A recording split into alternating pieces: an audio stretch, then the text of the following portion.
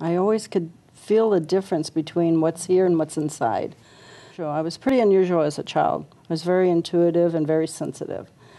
You remember what you first wrote? Yes, I do. The first thing I actually wrote that was not something I was experiencing was The Chicken That Ate New York. I was about 7. Big fat chicken, I guess. It was. New York, the whole city or the whole state? The whole city. I guess it was like a Godzilla thing, you know. And I found it years later. Actually, I had put it on an audio tape. And I had found it years later. My dad had found it and gave it to me. And I listened to it, just cracked up. Me and my neighbor, which was a really good friend of mine when I was a child, we were writing. We did it together. How old were you? About 7. 7 years old? Yeah, it was fun. Wow. You lived in New York? No, I never. No, no, it was just, I guess, Godzilla thing. Godzilla thing, okay. I guess so. But we had so much fun, and we were just laughing. It was just good to hear a child laugh. Yeah. So, yeah, it was fun. So, what is your writing process? Well, in a way, you said you don't have a specific I'm not schedule. disciplined. It's whenever you get hit by the talent? Well, I'm always inspired, always, all through the day. So actually I have bags of just inspirational notes. And I just feel when it's time to write, I just go and I start writing. Do you ever wake up during the night and say, I got to write? I do that in the morning. I do in the night, and if I'm too lazy, I don't. But I know if I don't, I'll forget it. So sometimes I'll get up really early. So, yes. I'm very inspired in that in-between state. Your book, what I found is that they are stories, but they are literally what the title says, Living with Soul. It's about the soul. It's about how everything has to do with the soul, with the human soul. Because that's who we really are. That's exactly what it is. That's what your book is about, and it's beautiful, absolutely gorgeous. Thank you. I love it. I love it. It's very inspiring. What do you like most about writing? I like giving life to what I feel inside. And when I bring it out from what's happening inside, it gives it life. And that's important. Is there a part of this book that you'd like to read that would express what you just said? I didn't think about that.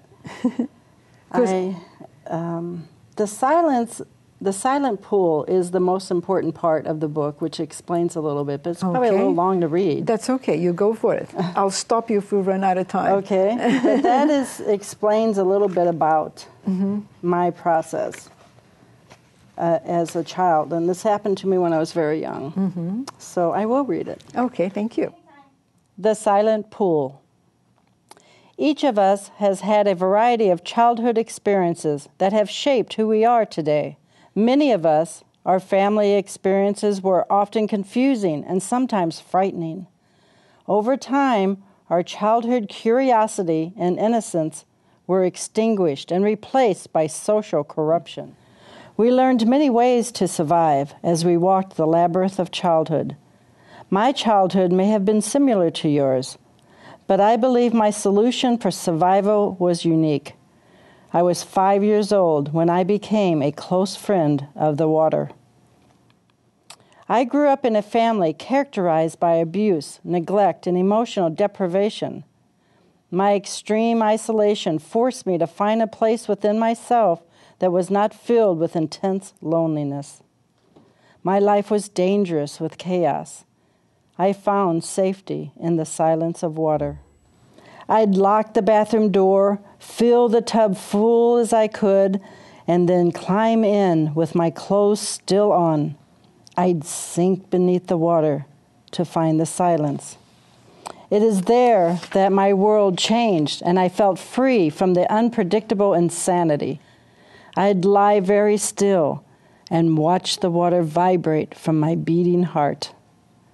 My chest would rise above the water and then sink again. After a while, I could not feel my body at all.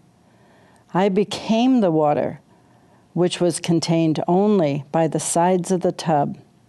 I realize now that this was my first experience of an expansion in my awareness.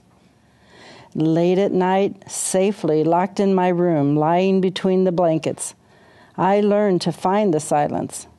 Closing my eyes, I'd lie still, quietly breathing, listening to my heartbeat, and focusing on the vibration it created in my body. In the center of a dark abyss, I saw an outline of a pool. Everything else was black except for the lights floating in the pool. I'd sit on the edge, watching the lights shimmer. Eventually, I would lean forward and fall into the darkness. Down, down, I fell into the silence until I began to float. I was free again. Once, while I was floating in the pool, I was approached by one of the lights.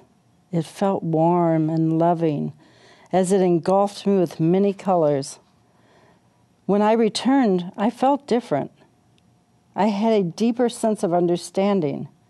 I was detached from the world I knew as a gentle peace stole over me.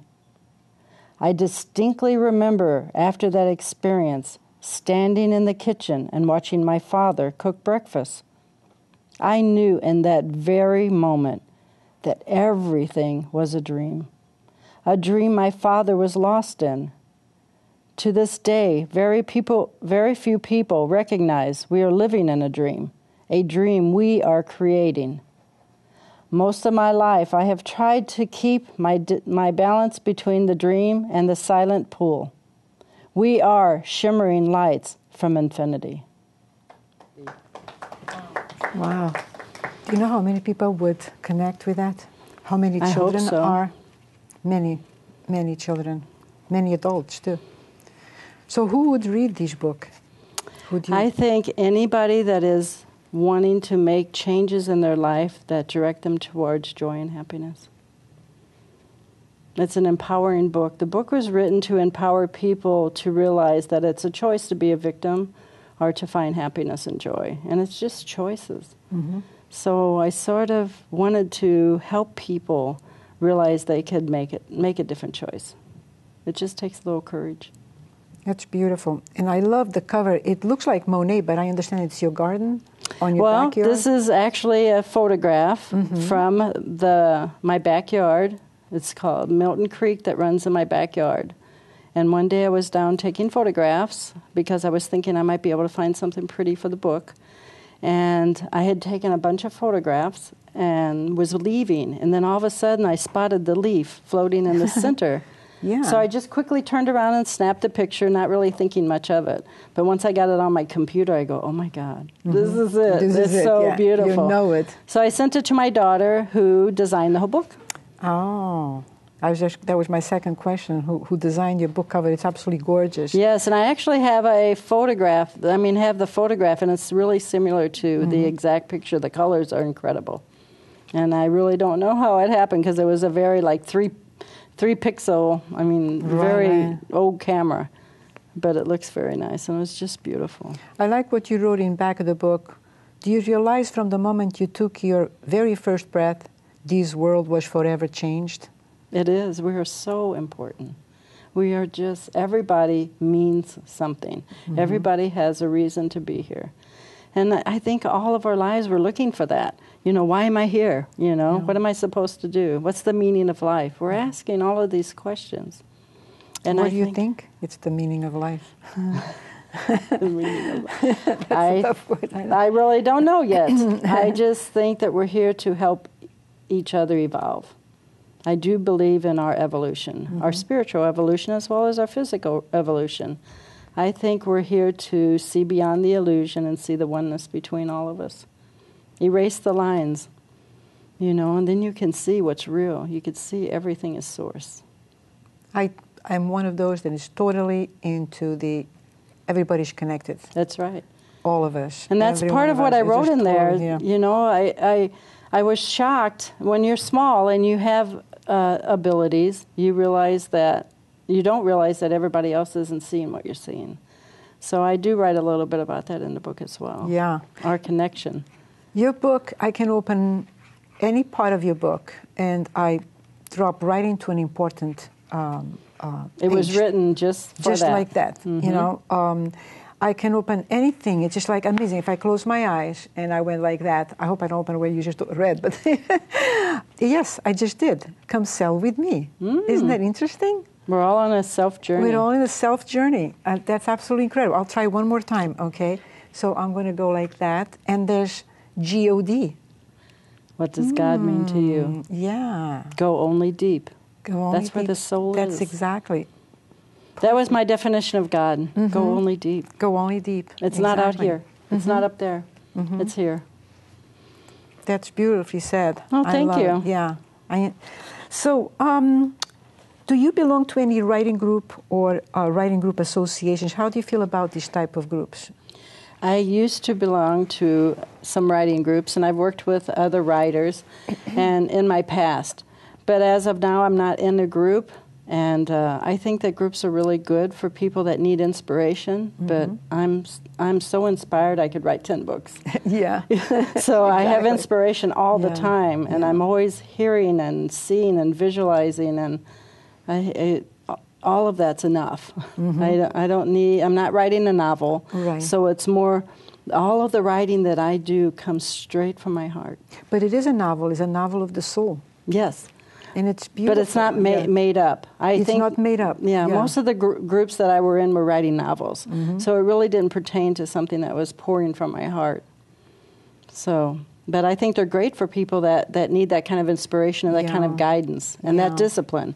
I'm a little rebel against discipline. So it's like it's too disciplined, and I'm sort of like, maybe I'm not. just starting a new group. It's called the Northwest Writers and Publishers Association. And what I'm trying to do with that group is to, people like you can still come in, but it has to do with how to get the book published, how to get an editor, who to get a book cover. You were just surrounded by all the everything creative that you need. So you don't need that, and that's where you are, and that's wonderful. My best friend was the main editor, and she worked 2 years with me. Yeah. So to help me put it together. So any plans for future publications? Absolutely. Okay, tell us about it. I am working on the second part of Living with Soul. There's 3 books, and the second one is actually titled The 4 Golden Threads. It basically is focused on relationships. Good. Starting with self. Starting with self, and then everything else follows. And I'm also extremely excited. I'm writing a children's book. Excellent. And it's titled The Adventures of Orb in the Kingdom of Egon. And it just came through to me, and it's very exciting, and it really looks like a Disney movie to me. So awesome! And I'm halfway through that. The whole story's in my head, but getting it written and doing the details and well, if I can just visualize whatever you're going to write, if it's got soul, which you do have that, it's going to be awesome. It will be very fun for adults and children. I think adults will get a kick out of it too. So, what is your website? If somebody wants to know more about you and your books. Living with Soul Foundation.com. Oh, that's very easy. simple. Living with Soul Foundation.com. Okay. Very simple. So, do you have any final thoughts that you'd like to share with our audience and viewers out there? What would I like to share? Yeah. I would ask that people be courageous enough to make the choices they need to find their joy and happiness. Okay, you guys all remember that? Because that's the answer. It's the answer to everything we're looking for. It's just your perception, just perceived differently. Linda, it's been a pleasure having you here. Thank you for coming over. I really enjoy speaking to you and reading your book, Living with Soul, The Great Spiritual Revolution. And until the next time, have an awesome, inspiring week. See you all at Authors Forum. Thank you. Bye.